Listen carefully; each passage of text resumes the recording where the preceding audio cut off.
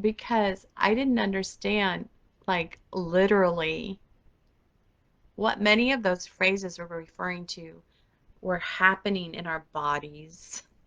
in our nervous system, in our brain to become like children, is to heal all of the trauma that is obstructing our mind, which doesn't allow us to be present to the truth of who we are, which is love, right? So we are returning to our natural state and we're giving ourselves permission to do that